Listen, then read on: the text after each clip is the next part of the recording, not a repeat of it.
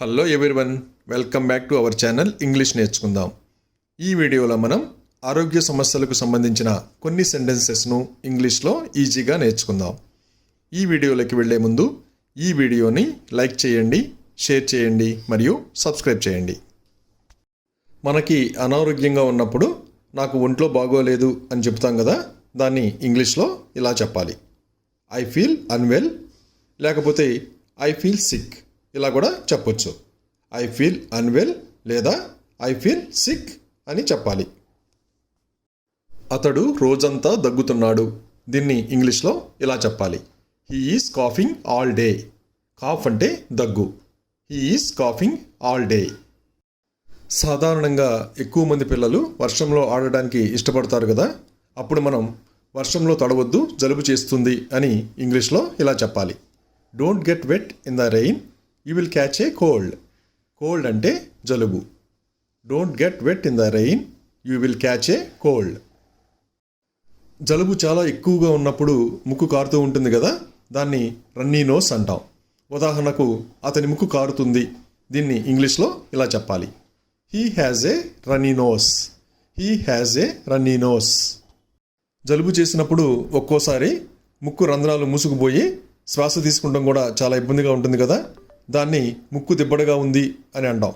ఉదాహరణకి, ఆమెకు ముక్కు దిబ్బడగా ఉంది, దీన్ని ఇంగ్లీష్లో ఇలా చెప్పాలి. She has a stuffy nose. She has a stuffy nose. అలాగే, నాకు గొంతు నొప్పిగా ఉంది అని ఇంగ్లీష్లో ఇలా చెప్పాలి. I have a sore throat. Sore throat అంటే గొంతు నొప్పి. I have a sore throat. ఆ అమ్మాయికి చెవి నొప్పిగా ఉంది, దీన్ని ఇంగ్లీష్లో ఇలా చెప్పాలి. The girl has an earache. Earache అంటే చెవి నొప్పి. The girl has an earache. గత 2 రోజులుగా నాకు తలనొప్పిగా ఉంది, దీన్ని ఇంగ్లీష్లో ఇలా చెప్పాలి. I have a headache for the last 2 days. Headache అంటే తలనొప్పి. I have a headache for the last 2 days. ఆమెకు జ్వరం తీవ్రంగా ఉంది, దీన్ని ఇంగ్లీష్లో ఇలా చెప్పాలి.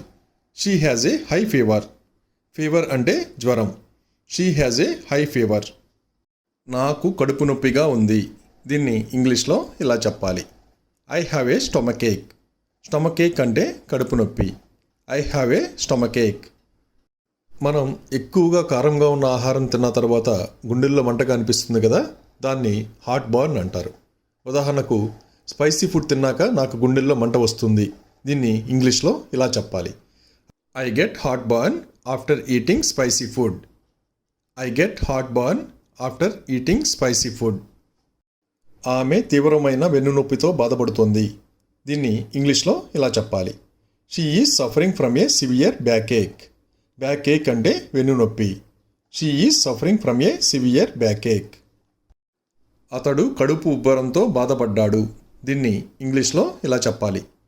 He suffered from a bloated stomach. He suffered from a bloated stomach.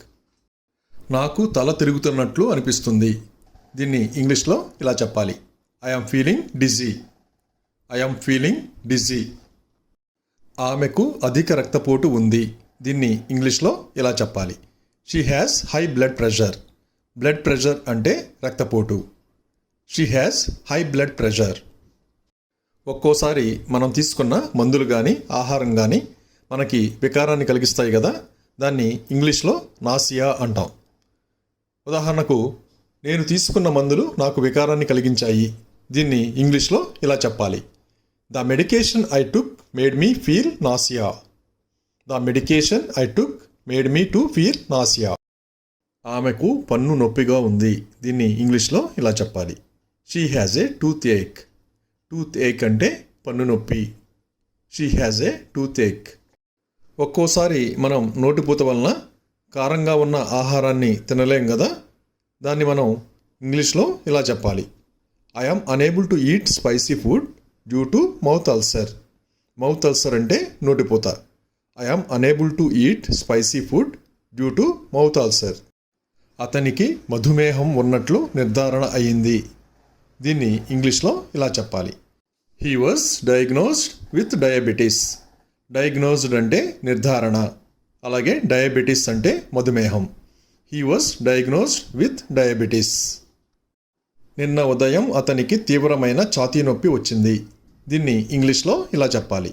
He had severe chest pain yesterday morning. Chest pain అంటే ఛాతీ నొప్పి. He had severe chest pain yesterday morning. Thank you for watching this video. మీ అభిప్రాయాలను comments ద్వారా తెలియజేయండి. మరిన్ని వీడియోల కోసం ఈ వీడియోని లైక్ చేయండి, షేర్ చేయండి మరియు సబ్స్క్రైబ్ చేయండి. Thank you.